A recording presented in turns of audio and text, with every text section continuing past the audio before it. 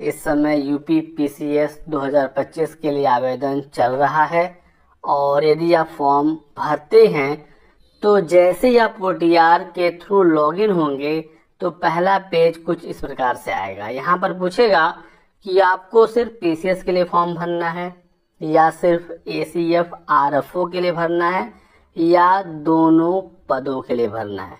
ठीक है, तो यहाँ पर कुल 3 ऑप्शन है, किसको कहाँ पर क्लिक करना है। आपके एलिजिबिलिटी के अकॉर्डिंग मैं यहाँ पर आपको क्लियर बताऊंगा, बिल्कुल शॉर्ट में और बिल्कुल साफ साफ, ताकि आपको कोई डाउट ना रहे।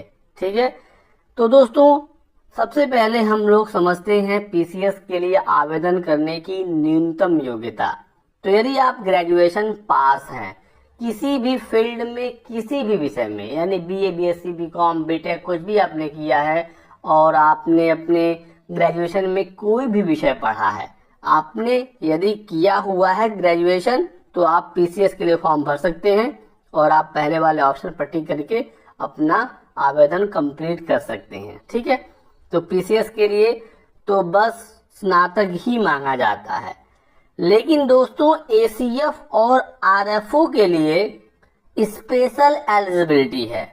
ग्रेजुएशन में ही कुछ स्पेशल चीजें मांगी गई हैं, कुछ स्पेशल प्रकार का ग्रेजुएशन या ग्रेजुएशन में कुछ स्पेशल विषय, यदि आपके पास वो विषय हैं तो ही जाकर आप एसीएफ आरएफओ के लिए एलिजिबल होंगे।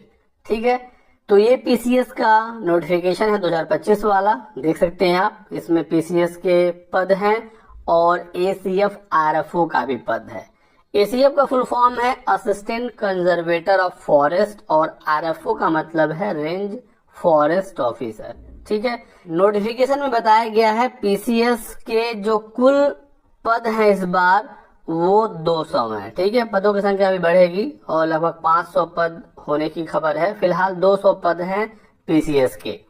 एसीएफ का देखिए अलग से 10 पद है और आरएफओ के बारे में बताया गया है कि अभी इसका अधियाचन नहीं आया है, जैसे ही आएगा जोड़ दिया जाएगा विज्ञापन में। तो एसीएफ आरएफओ के बहुत ज्यादा पद नहीं होते हैं, 10, 15, 20 इसी के आसपास होता है। और आप देख सकते हैं कि एसीएफ का तो 10 आ गया है, आरएफओ का जैसे आएगा तो विज्ञापन में जोड़ा जाएगा। पीसीएस के अलग से 200 पद हैं। पीसीएस के थ्रू बहुत सारे पद भरे जाते हैं और ये सारे जो पद आप देख रहे हैं सारे पीसीएस वाले हैं। Deputy collector, deputy superintendent of police, block development officer, assistant regional transport officer. ठीक है, ये सारे पीसीएस वाले पद हैं और इसमें से बहुत सारे ऐसे पद हैं जो सिर्फ स्नातक के लिए हैं, यानी स्नातक किया है तो भी आप इसके लिए एलिजिबल हो जाएंगे। इसमें से कुछ ऐसे भी पद होते हैं जो स्पेशल एलिजिबिलिटी वाले होते हैं पीसीएस के तहत ही। ठीक है, तो आप यहाँ पर देखेंगे नोटिफिकेशन में, मैं आपको शॉर्ट बता देता हूँ, ये सारे जो पद हैं पीसीएस के ही हैं, लेकिन सिर्फ ग्रेजुएशन से काम नहीं चलेगा। जैसे डिस्ट्रिक्ट एडमिनिस्ट्रेटिव ऑफिसर, ग्रेजुएशन से काम नहीं चलेगा, पीजी चाहिए। ठीक है, ऐसे ही लेबर इन्फोर्समेंट ऑफिसर पीसीएस का ही पद है, लेकिन ग्रेजुएशन से काम नहीं चलेगा, इसमें स्पेशल चीजें हैं। ठीक है, टोटल ऐसे 12 प्रकार के पद हैं, आप यहाँ पर देख लीजिएगा। ठीक है, तो ये पीसीएस वाले पद हैं और इसके लिए स्पेशल एलिजिबिलिटी चाहिए होती है, ग्रेजुएशन में स्पेशल विषय या ग्रेजुएशन के अलावा कुछ और चीजें। तो जब आप फॉर्म भरेंगे तो स्पेशल एलिजिबिलिटी के लिए वहां पर पूछेगा कि आप इस पद के लिए एलिजिबल हैं या नहीं, आपके पास इसकी एलिजिबिलिटी है या नहीं। तो आप एलिजिबल होंगे तो यस करेंगे, आप इन पदों के लिए भी एलिजिबल हो जाएंगे। तो ये तो रहा पीसीएस के लिए सारी जानकारी। अब आते हैं एसीएफ आरएफओ पर। तो एसीएफ के बारे में और इन्फॉर्मेशन यहाँ पर है। एसीएफ 5400 पे ग्रेड की नौकरी है, आरएफओ 4800 पे ग्रेड का नौकरी है। ये पीसीएस से बिल्कुल अलग पद हैं, क्योंकि इसमें पद काफी कम होते हैं तो इसका एग्जाम अलग से नहीं होता है, पीसीएस के साथ ही कराया जाता है। तो एसीएफ और आरएफओ की एलिजिबिलिटी हम समझ लेते हैं, फिर हम क्लियरली जान जाएंगे कि हमें फॉर्म में क्या ऑप्शन टिक करना है। यहाँ पर देखिए बताया गया है एसीएफ और आरएफओ की एलिजिबिलिटी, दोनों की एलिजिबिलिटी अलग अलग है, थोड़ा सा अंतर है, लेकिन यदि आप इसमें से किसी एक के लिए एलिजिबल हैं तो फॉर्म भरते समय ACF/RFO पर आप क्लिक करेंगे, क्योंकि अलग से ACF या अलग से RFO चूज करने का ऑप्शन नहीं है। ठीक है, पहले हम ACF की एलिजिबिलिटी देखते हैं। एसेंशियल क्वालिफिकेशन इसमें ये है कि बैचलर तो आपके पास होना चाहिए, मांगा गया है यहाँ पर भी बैचलर ग्रेजुएशन, लेकिन उसमें एक स्पेशल सब्जेक्ट मांगा गया है। इसमें से कोई भी एक विषय यदि आपके ग्रेजुएशन में है तो ही आप ACF के लिए एलिजिबल होंगे। सब्जेक्ट कौन से हैं? तो botany, zoology, chemistry, physics, mathematics, geology, forestry, statics, इसमें से कोई एक विषय यदि आपके ग्रेजुएशन में या स्पेशली कहें BSc में हो तो आप ACF के लिए एलिजिबल हो जाएंगे। एक और ऑप्शन है कि यदि आपका बैचलर एग्रीकल्चर में है, ठीक, तो भी आप ACF के लिए एलिजिबल रहेंगे। या फिर आपका बैचलर यदि इंजीनियरिंग फील्ड में है, BTech या BE है, किसी भी ब्रांच से हैं, तो भी आप ACF के लिए एलिजिबल रहेंगे। तो आपने क्लियरली समझा कि ACF के लिए मिनिमम एसेंशियल क्वालिफिकेशन क्या है। अब बात करते हैं RFO का।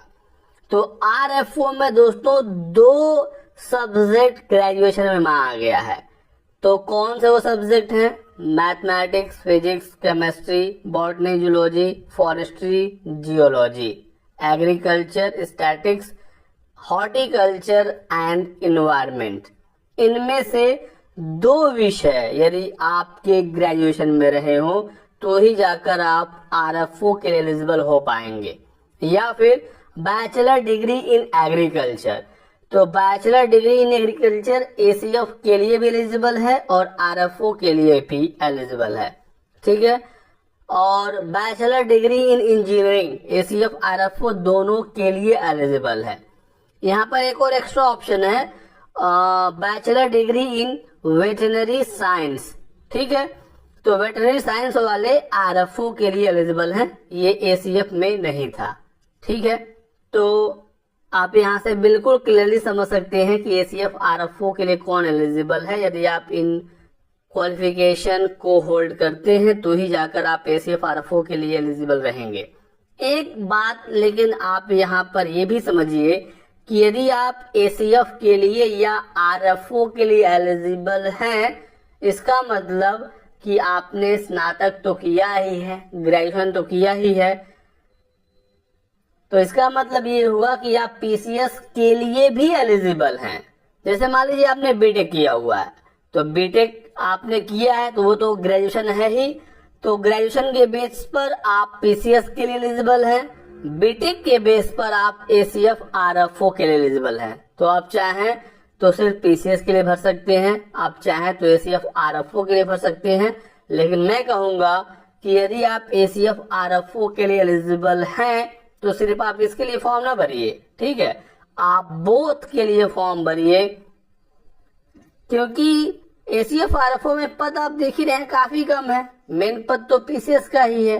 तो यदि आपको सिर्फ PCS के लिए भरना है, सिर्फ PCS भर लीजिए, लेकिन यदि आप ACF RFO के लिए एलिजिबल हैं तो फिर आप बोथ के लिए भरिए, ठीक है, यहाँ पर क्लिक करके फॉर्म भरिए। सिर्फ ACF RFO के लिए फॉर्म भरना कोई समझदारी वाली बात मेरे हिसाब से नहीं होगी।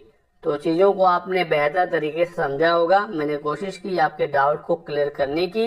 वीडियो पसंद आया तो लाइक और शेयर करिएगा, चैनल को सब्सक्राइब जरूर कर लीजिएगा और हमारे साथ बने रहिएगा। Thanks for watching.